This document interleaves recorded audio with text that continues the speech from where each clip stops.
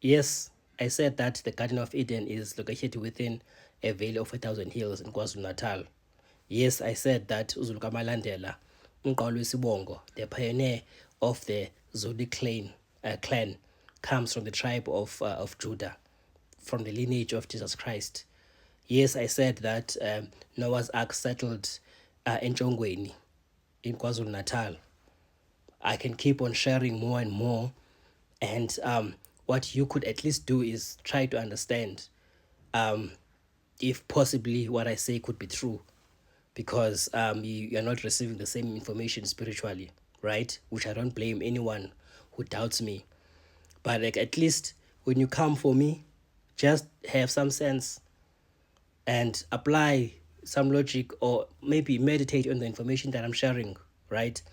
Some people are saying that, hey, no, there shouldn't be any people living in the Garden of Eden or in Eden, etc., right? But when Cain murdered Abel, um, he had to leave the presence of God, right?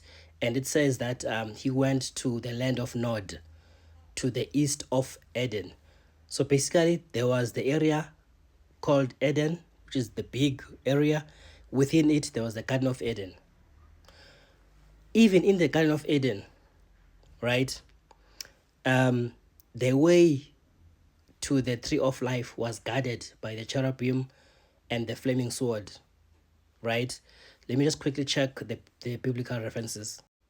Okay, Genesis 4, verse 16.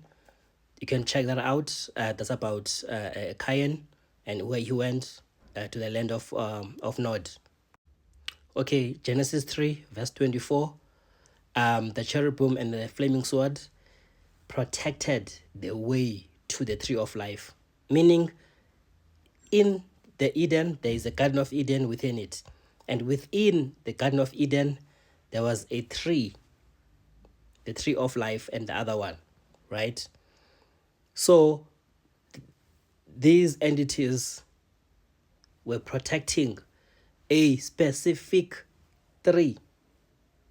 So how come you think it's valid to say that there shouldn't be anyone living in the Garden of Eden, whereas there was a specific tree that the Bible is talking about? I understand that a lot of you don't like read, thoroughly. And unfortunately, sometimes you have to read like a lawyer. You have to read as if you have a case to defend, word by word, and try to understand, try to meditate. Unfortunately, if you're not spiritually gifted, you have to make some form of effort to try to understand where I'm coming from. Unfortunately, you're not gonna get ungamla who's gonna come to you and tell you the truth, because now but they were the ice boys sent by Arabs to fulfill the agenda. But anyways, as call up.